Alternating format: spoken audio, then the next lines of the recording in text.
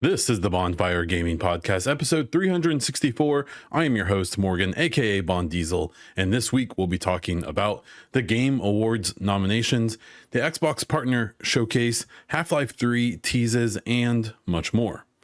Be sure to subscribe to the show on your favorite podcast app, leave a review on Spotify or iTunes. Subscribe to the Bon Diesel YouTube channel to get all of my videos, including this one. Let's get into the gaming news. The Game Awards nominations have been announced. I did a whole video on this. If you want to see all the nominations, just go to the website. If you want to see my take on like half of the categories on who I think is going to win, who I want to win, and maybe a little more flair on some of those, go check out my YouTube channel. It's just Bon Diesel, and you can see that video. In this podcast, I'm not going to go deep on this. I will say the Game of the Year nominations are Clair Obscur Expedition 33, Death Stranding 2, Donkey Kong Bonanza, Hades 2, Hollow Knight Silksong, and Kingdom Come Deliverance 2. A pretty solid cast here for the nominations for Game of the Year. Again, remember, this isn't the Game of the Year of the world, right? This is one show, arguably probably the most notable Game of the Year award that gets put out. But honestly, you know, almost every publication, every news outlet does their own. I just, there's other ones, right? So, and there tends to be a variety of winners. I think with the nominations here, there's probably 3 or 4 games, maybe more, that you could swap out for almost any of these. I genuinely believe the only one that should be on every single Game of the Year nomination is Clair Obscur. I think it's just its impact, its quality. It's the only one that to me should be universal. I think you could swap out a lot of these for other games and you wouldn't be surprised. And you'll probably see that with other examples of awards. I mean, I think Clair Obscur wins this. They're nominated for 12 different categories. I would be amazed if they don't win at least half of them. There's a few, if you go check out my video, where I do believe there are like significant competition in about half of their categories. One example is 3 of the 6 nominations for the best voice acting are from Clair Obscur. One includes Charlie Cox, who voices Gustav, who's one of the main characters of the game, who doesn't seems to not actually remember doing the recording, because it sounds like he did it in like one afternoon and just never thought about it again. He's not a gamer. So that's kind of interesting. In that category, I actually want Troy Baker to win for his rendition of Indiana Jones, because I think it's perfect. It's so good. I didn't even like that game very much, but his rendition of Indiana Jones, of Harrison Ford, is extremely good and deserves that. You know, the awards are coming up here on December 11th. I will be co-streaming it if you check me out on Twitch as Bon Diesel. I'm so pessimistic about most of his shows nowadays. I just they keep getting longer and more full of like really obvious paid ads with even with a trailer that he shows.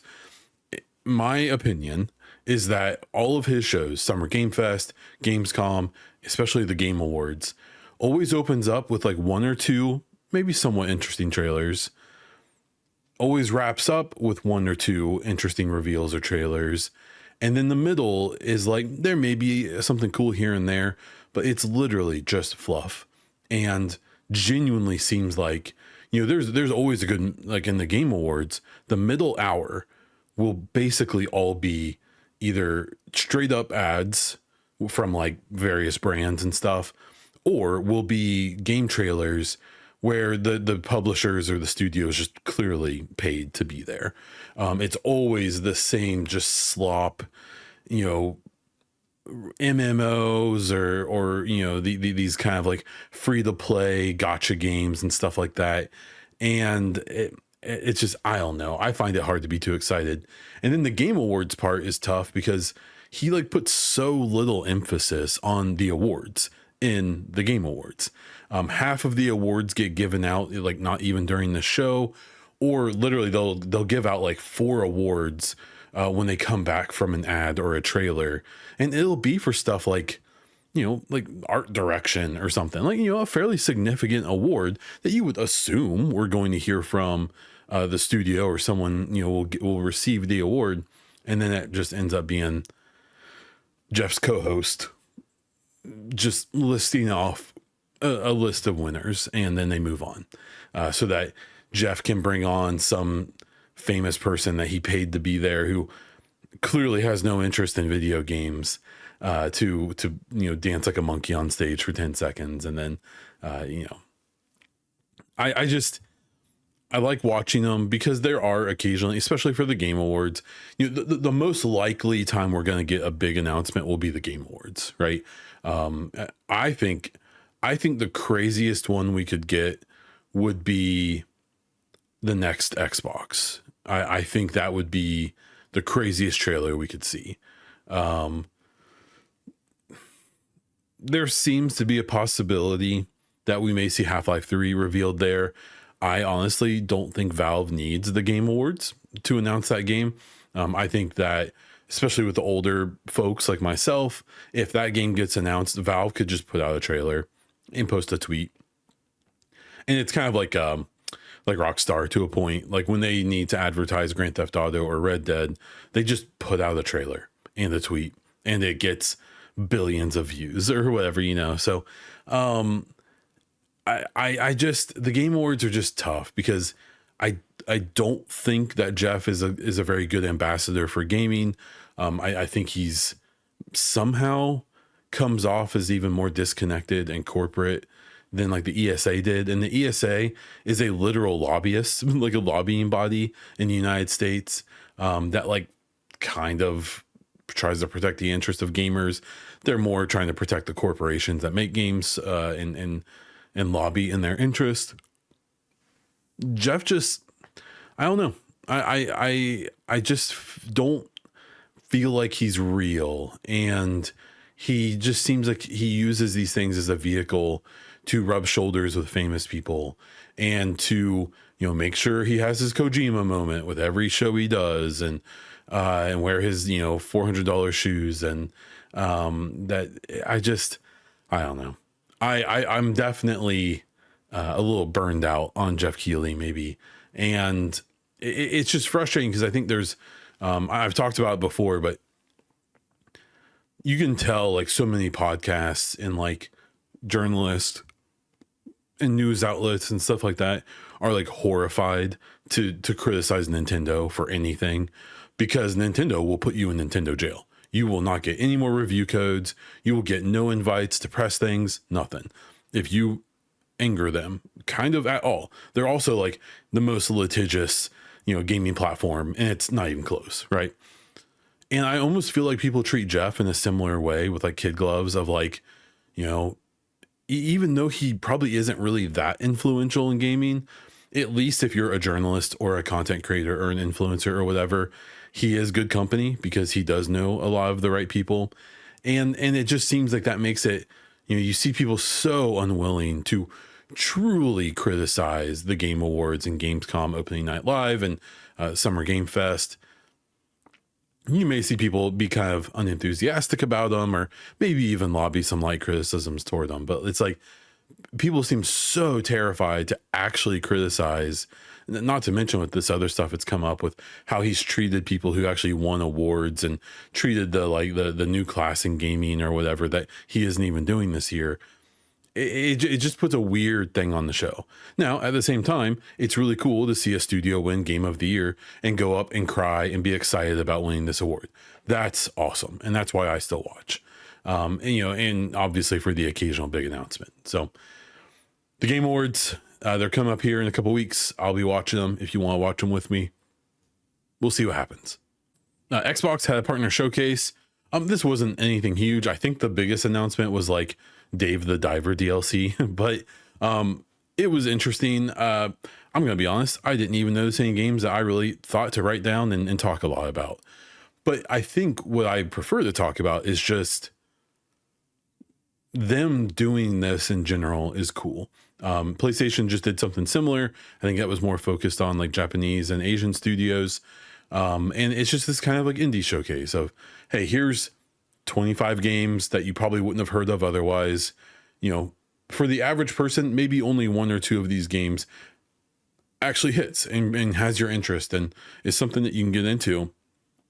But that's okay. This isn't meant to be one of their first party showcases where they want like every game to hit and be everything you want, right? This is meant to be a, hey, here's a bunch of stuff that's coming. We're going to put our endorsement behind it. You should check it out. And I think that's just really good for the industry. This kind of follows other news that we had in the last week where with the publishing program that Xbox has for indie studios, also for first party, you know, and AAA studios and stuff like that. But they removed NDAs and published their guide public to how you publish on Xbox. That's a pretty big deal. And apparently I saw a lot of people kind of in the industry saying like, hey, this is them. Like they are now in theory at the level of like a Steam when it comes to how open it is with how you publish onto their platform. So I think as they're moving into this push where they're going to be less worried about selling you a box that you have to buy and that you have to play all your games on, as they, you know, start to make a push into being like, hey, play wherever you want, just play our stuff. Here's some hardware if you want it, but if not, that's fine. You can play with other things. And with all the rumors of this next console likely being a bit more open and allowing you to kind of pick where you play your games and where you buy them from and things like that. We'll see how loose they get with that. I still think it's a bit of a dream. I don't think they're completely willing to let people, you know, just do whatever they want, but maybe I'm wrong. This seems like a good sign, as much as any, of them, you know, wanting to be, you know, a bigger than they currently are, which at the end of the day is, you know, the goal of most of these corporations. Our current, you know, this weekend will be the 20th anniversary of the Xbox 360. I've already seen that they're messing with some branding and they're going to celebrate that. The Xbox 360 is when I got introduced to the platform. I had a roommate who had the original Xbox and it was really cool. We played Halo and all that, I remember. But the 360 is when things changed. I was in college. Basically every single person in my dorm had an Xbox 360. Most of my friends did, even who went to other colleges. I live in the Midwest, or I grew up in the Midwest, and I think my city and my like region was maybe just more Xbox than maybe others, I guess, because I didn't know anyone with a PS3. I worked at a GameStop and we barely sold any of them. Now, there were other reasons for that if you were alive during that era, but the 360 was special. And what I'm already annoyed about is that I know instead of just enjoying some nostalgia, this is going to turn into another, you know, litany of articles written by Kotaku and Eurogamer and VGC of like, 360 back when Xbox was good. And it's just like, like, I don't know. It's boring. It's frustrating. But it just kind of is what it is. I think in 10 years, we'll look back at what Xbox is currently doing and be like, yeah, that made sense. It made sense for them to do that. Now, will we look back and as Xbox as this big, giant, flourishing company, or maybe something else 10 years from now? I don't know. I can't predict the future. No one else can. But I think my kind of baseline argument I'm at now, not even argument, just my statement about Xbox is they could have kept doing what they were doing. They could have kept trying to do what PlayStation does almost exactly, which is what a lot of people seem to want them to do. And then they would just stop doing what they're doing. They were never going to catch up to PlayStation, trying to mimic them, trying to do what they did, trying to do their playbook. And so now after, 20 plus years of trying to do that, over the last 3, 4, 5 years, they pretty obviously are saying, hey, okay, we can't beat them at their own game. Let's change the game. We're going to play our own game. And that's what they're doing now. And I think it's going to work. I think it is working more than a lot of us more connected people know, because I think we're so inundated with the clickbait and slop and everything from all the journalists in the various outlets and stuff that just seem dead set on wanting Xbox to just like not exist, I guess, even though if they cease to exist, I don't know what any of these people would write about, but they probably just write articles about how much they miss Xbox if Xbox ever went away. But like, I just I think it is worth celebrating, and I'm really excited to see what happens in the future. And it is weird for me to, get out of my 20s, to be in my 30s, to be approaching my 40s, and to be like, in 20 years I'm going to be almost 60. And who knows where the industry is going to be at by then, where gaming is going to be at. Like, I presume I'll still be playing games in some capacity. Obviously, I understand that other things in my life may get more important, or, whatever, and then I just realize how old my daughter is going to be in 20 years. And that's a hole I don't feel like going down at this point. Well, anyways, I'm excited about what Xbox has coming. I'll be curious to what we see from this 20th anniversary of the 360. Next year is Xbox's 25th anniversary. I think they're going to have a new console, a new Halo game, a new Forza game, a new Gears game, and a new Fable game. I genuinely believe, as good as this year has been for Xbox in the last couple of years have been, I think next year is going to be a big step. And, we even have games like State of Decay 3 and stuff that could show up and kind of be the icing on the cupcake. So I'm excited to see that. Half-Life 3 is getting teased again. Now, to be fair, I feel like I've been seeing this game getting teased for the last like 15 years. The most recent real tease of it was with Half-Life Alyx, which is a VR game exclusive to Steam hardware, or at least it was at one point. I think it still is. And the whole thing here is with them recently announcing a new VR headset, a new controller, a kind of PC console-ish pre-built Linux machine, the Steam machine.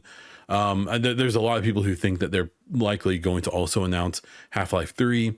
Valve is a weird publisher / studio to kind of keep track of, and people really struggle to make predictions on what they're doing with games and all this stuff, because reportedly they have just basically a really bizarre structure and kind of work life balance thing there, where I'm sure that they do a lot of traditional things in the way they make games and work on projects.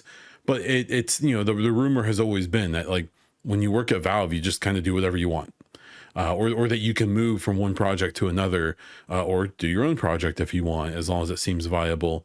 And that there hasn't been a fairly typical development schedule for a game like Half-Life 3, which has led to not really very consistent rumors and things like that about it, because it just doesn't seem like they have the same kind of structures and power systems and things like that as regular studios. So I'm skeptical. I will always be until they actually do it. Half-Life 3 has to happen at some point. There's so many open ends on that story, even though it's kind of hard to like think too hard about how long it's been since Half-Life 2 came out. And so that's a whole different conversation, I guess. I would love to see this. I would love to see that story conclude, as it, really presumably was always meant to be a trilogy. Maybe it wasn't expected to take this long to come to fruition, though. The other rumor is that they will likely announce this around the same time that they announce pricing for their new VR headset, for their new controller, and for their new little desktop Steam machine. There was a lot of talk this week about that Steam machine, and I saw people predicting that thing was going to be as little as $200 or $300, or like a console price like 500. And it seems like a lot of water has been thrown on that rumor and that idea, which it should. At the end of the day, this is a like lower mid-tier pre-built computer. It's going to save a little money by not having Windows and using Linux instead. but memory is really expensive right now. The hardware in it isn't super new, but it's not really old either. So, it's going to cost a lot of money. CPUs, GPUs, they cost a lot. It's a proprietary little, tiny little microcomputer. It's going to have components in it that are one-offs that are only for this machine, which will make it more expensive for machining and tooling and all that. So, you have this very minimally customizable and upgradable pre-built PC that just doesn't have Windows, which for an OEM license might cost $50, right? So, the tier of computer this is like a lower mid-tier computer, which I would expect to pay for a pre-built, especially $1,000. Maybe the 512 gig version is a little cheaper. Maybe it's like 750 or 800. And then they charge a premium for the 2 terabyte one. I don't know. They can only get away with so much of that, but I think these dreams people had that this thing was going to be like $500 are crazy. And a lot of those dreams were based on like, well, Valve will subsidize it. And it's like, no, like Valve has no reason to subsidize this thing. They are not trying to sell 50 million Steam machines. They're probably hoping to sell like 5 million over the next 3 years, right? Valve doesn't need that. Valve gets 30% of every transaction on Steam, right? No matter whether the Steam machine sells 5 million units in the next year or 0, that is a rounding error on their financials. It doesn't matter. Hardware doesn't make a lot of money. Now, I'm sure they'd be happy to have hardware out there that gets them more Steam sales, which is it's how it works. That's why PlayStation sells PlayStation and has a PlayStation store that you have to play and buy the games from there, right? Same with Xbox and PlayStation. Xbox is obviously getting a bit more open, but still, the base idea is still that you sell the games directly. You don't have to pay someone else a commission like Steam, because Steam gets a commission on everything. And that means they have so much money that that Gabe Newell literally just lives on a gigantic yacht in New Zealand, I think, and then comes back to California for business here and there, right?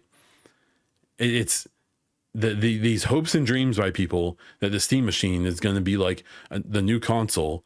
That's likely not even what Valve is shooting for. They are probably just shooting, hey, let's see if this works.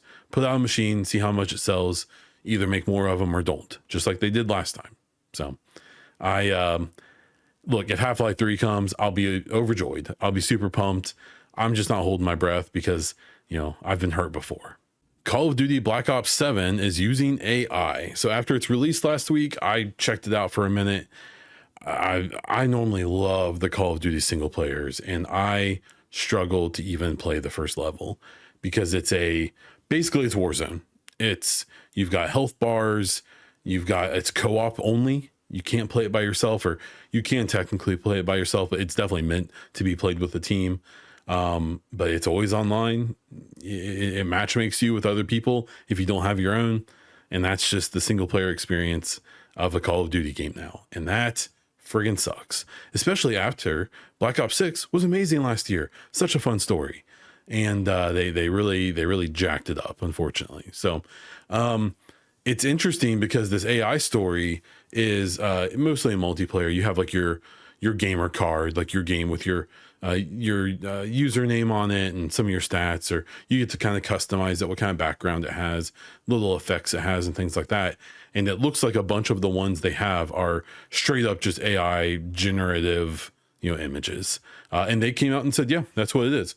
Our artists use lots of tools, and this is one of the tools in our arsenal. So they used it, and it is what it is. So they're definitely just brushing it off. That sucks. It's very interesting timing, as well as it kind of looks like Black Ops 7 isn't really selling very well. Keep in mind that some of the worst Call of Duty games in recent history still sold like 15, 20 million copies. And I'm sure Black Ops 7 eventually will have pretty good sales numbers. But as of right now, and Circana, one of the big analysts that tracks game sales and stuff like that, is saying that Battlefield 6 is still the highest selling game this year. And honestly, I expected Black Ops 7 to outsell Battlefield 6 relatively quickly. And it doesn't look like that's going to happen. And in fact, the last things I saw was something that Battlefield is expected to likely have already sold over 10 million copies and will likely sell quite a few more over the next year or so.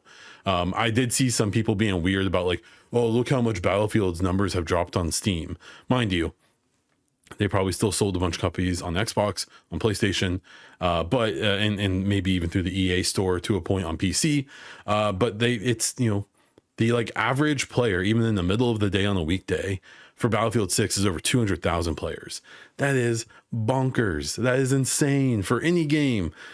So many games would be happy if that was their peak, where Battlefield's peak was over 700,000. But people are pointing out like, oh, they've gone from 700,000 to 200,000. It's like, that's how it works. Like, not everyone plays at the same time. Not everyone's on Steam. And, people are going to fall off. People are going to play the story, play through, some of the multiplayer, get into it, get to level 10 or 15, and then move on to something else, right? There's lots of games out there. People can always come back, and they often do, especially as you add new modes and DLC and things like that. I think Battlefield 6's, devs and EA should be ecstatic about what's going there. I suspect Activision and Xbox are probably not super pumped about Black Ops 7 and how it's doing. And like, I'm an Xbox fan. I love Call of Duty single player. I'll even dabble in the multiplayer these days. And apparently the multiplayer is good. Like, let me make sure I, point that out. In the single player, that co-op campaign, it seems like it's like a 50-50 split. And either people absolutely adore it and love it, or absolutely hate it and can't stand it. So, it's not everyone doesn't like it, right? Like, there's definitely people who do. I definitely couldn't get into it. And more than anything, I hope that maybe Battlefield 6, doing the more grounded thing and stuff like that, will maybe bring Call of Duty back a bit. And I believe next year is Infinity Ward again. So whatever game comes out next year will almost certainly not be Black Ops, and will, I assume, be back in the Modern Warfare kind of timeline. And that would make me nice and happy. As much as I like Black Ops 6, Black Ops 7, which I think is kind of like a direct sequel to 2 or 3, or I don't know. I've lost track of Black Ops. I suspect in some capacity, we're about to see them maybe change their strategy just a little bit. We have a new The Expanse Osiris Reborn trailer. It's kind of a neat one, talking to a NASA astronaut, a former astronaut, and it shows a bunch of new footage, and it talks about how like one of the greatest fears an astronaut can have is getting spaced, getting disconnected from their ship and floating off randomly in the space with very little, ability to breathe and move and all that. This game, I'm so excited for it. I believe this is one that is likely going to get pushed to 2027. So we're probably still, a year and a half, 2 years away from it. I know a lot of other Mass Effect fans and creators are really excited for Exodus. I just can't get there at this point. That game has lost me completely. It could get me back. Let me, to be clear, if we actually see like the game and learn anything about the game that's supposed to be out less than a year from now. But it seems like they're more focused on selling books and art books and stuff instead of, the game. It's a different rant, I guess. But the Expanse, and what's funny about it is with Osiris Reborn, I started watching the show because I kind of, especially seasons 2, 3, because that's when I think this one takes place, this game, because I wanted to know like what's going on, and I do. But one of the things that makes me sad is I don't really like The Expanse. I tried to watch the show, and I get it, and it's cool, and they do some neat stuff. But man, I just can't handle most of the characters. The acting is not very good. It's pretty amateur. They have some cool designs, and a lot of the graphics and action scenes and all that are pretty cool. And a lot of the more of like the depth of the story and the lore and stuff is pretty neat. But man, I'm struggling with it. I actually haven't watched it in a couple weeks. I'll probably get back into it to try to make sure. I at least want to know what's going on in this world, because it seems like I'm sure this game will, try to cater to even people who don't know The Expanse at all. But I would like to, kind of know my place when I'm playing this game. And I just, as long as I can romance a belter lady, that's all I care about. So, keep an eye out for that. I know I will be. Shu Yoshida, a former PlayStation executive, I believe he left PlayStation, was it earlier this year or last year, is going onto the AI train. He supports AI in general and claims it'll help indie games the most. It seems like he is more realistic of like, talking about how it may help with like QA and concept art and things like that. Man, that sucks. It's not great. What's kind of funny about it is I don't know who the most annoying former game platform executive is. Shu Yoshida, when he was doing his little tour after he left PlayStation, and it was just literally being a PR guy for PlayStation, that kind of was annoying. Now this AI take doesn't help. Sean Layden, who just like was the worst hot take machine, I think, especially like this guy is still just he might as well still be on the PlayStation payroll, because the way he talks about like Game Pass and stuff, that he like just does not get Game Pass. And maybe it won't work. Maybe one day they shut it down or change it significantly. Maybe he'll be right one day. I don't know. But most of the way he talks about it just seems like an angry PR guy, even though he is supposedly doing his own thing now.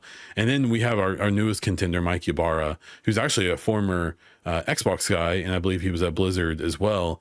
Man, like someone pissed in his coffee out the door, even though I think he was like kind of fired from Xbox or ABK. And he has a lot of bad stuff under his belt as well. But man, he hates Xbox at this point and will literally bring it up in every single thing he talks about. Even if he's posting about something that's not related to gaming, he will still find a way to make it a way to complain about Xbox. So I don't know which one is the worst former executive, but it's definitely a pretty tight race. PUBG has announced a public test that you can enter for their own extraction shooter. It was so funny seeing people today when this got announced being like, "Oh, I guess Arc Raiders is really blowing up this genre." It's like, guys, PUBG didn't just spin up an extraction game in the last few weeks or even the last year. As Arc Raiders started to get talked about more, this is likely something they've been working on for like 5 years. And as much as I would love for like the Division survival to like be claiming the extraction shooter thing, at this point everyone's chasing Escape from Tarkov. Escape from Tarkov is a rough game. I don't think it's as universal as some people think it is, especially people in that community. But people who don't play Tarkov know what Tarkov is. And so at the very least, it holds some mind share, right? And that is obviously what all of these games are kind of targeting and who they're going after. And even if you see some of the screenshots from this PUBG extraction game, like it just looks like Tarkov. I mean, it's cool to have a different entry into it. Tarkov is so unique because it's been in development for so long. The people who are making it are kind of unique as well, being where they're from and who they are. And I think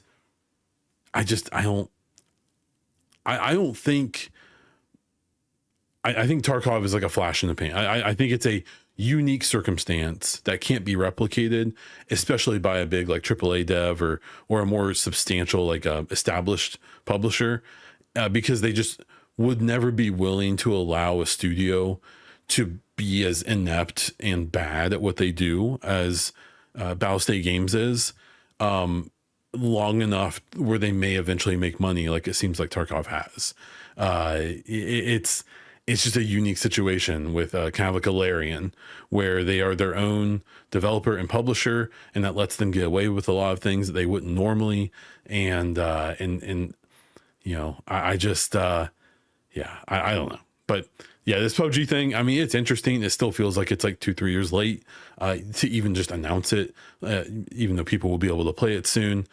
I don't think the extraction genre is about to blow up as much as people think it is. I think a lot of these kind of genres, like even games like Battle Royales, like Fortnite and stuff, it's, there just can't be 10 big Battle Royales. Like players have to pick their time somewhere. And that's why, for a while we saw like Warzone and Apex Legends were kind of sharing, players and, kind of sharing the mind share. And now I feel like Apex is dropping off a little bit. And now we have games like, like Arc Raiders or even like Battlefield's Battle Royale kind of taking some of that headspace. We'll see how PUBG fits in there. I suspect it may go the way a lot of others have as well. Take-Two's Strauss Zelnick says that they do not believe that gaming consoles are going to go away, but does expect them to kind of shift more towards like a PC console thing. I think when you see Xbox doing the things that they're doing, and people are often like, oh, why are they doing this? Why are they being so drastic? I mean, I think we see Nintendo just being Nintendo, doing the same thing they've done for the last 20 years, and it's working because they've farmed that community, and that's just, at least for the short term and midterm, they're probably fine. We see PlayStation definitely still living in the 2000s with being very focused on hardware still, not really putting out very many games, especially first party, but really riding off of the fact that they have 80-90 million units out there. And when they do release a game, finally, it sells pretty well normally. But that, also acknowledging that, 70 million or 75 or 80 million of their sales are to people who are just going to buy Madden and 2K and Call of Duty. And that's what they're going to play for the whole next year. And then they'll buy those things again next year when the new ones come out. I think, the statement by Strauss Zelnick, when he talks about, where gaming is going, and it's going towards a more PC thing, even though consoles won't go away. I think that statement is exactly why Xbox is doing what they're doing, letting you play wherever you want to play and giving you an option. And I think whatever they do for their next console is going to be a step. And yep, this is definitely a console. It plays like a console. It looks like a console, but maybe there's a little more freedom in there, and maybe it's pretty powerful. It's also probably gonna be pretty expensive. So I'm really curious to what they're going to do with that, but it seems like a statement, especially from someone at 2K or at Take-Two. It's probably a substantial thing. And finally, Ubisoft has finally released their quarterly finance report. It's like multiple days late, and people were freaking out, thinking that maybe like Tencent had made a bid to fully purchase the company and not just do this little investment that they've done that actually just completed. That's what was talked about in this report. It seems like, I don't know if they gave a real clear explanation of why their report was late, because since they're a publicly traded company, they have to do them every so many months, quarterly, I believe. And the explanation they gave was basically just like, yeah, we need more time to put the numbers together. Likely complicated by this like kind of partial deal they've done with Tencent and things like that.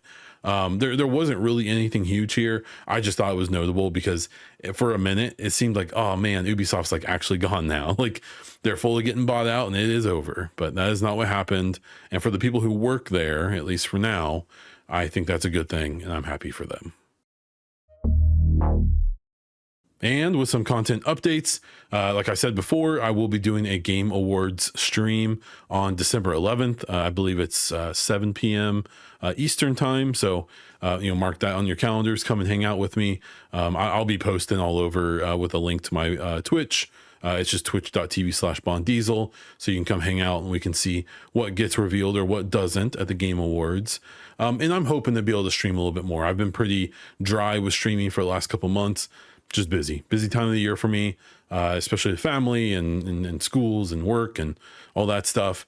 Winter tends to slow down a bit. I'm taking a few weeks off. We'll have some breaks coming up, and hopefully I'll have a little bit of free time to stream again. I'm feeling the itch for another Mass Effect playthrough. So that very well may be what I play, but I might jump on and play some Battlefield and stuff like that as well. And that is where I'm going to wrap this thing up. Thank you for listening to the whole episode, and everyone who supports as YouTube members or Twitch subscribers. If you are interested in supporting this podcast and all of my other content, please check out the links in the show description. If you have any questions or feedback, hit me up on social media at BondDiesel or at the Baunfire. Join my Discord via the Linktree link in the description of this show, or comment on Spotify or YouTube. Yes, you can comment on Spotify. Not many people do it, so you'll get my full attention. I'll likely even respond as long as you're not mean. That is all I have for this episode of the Baunfire Gaming Podcast. So until next time.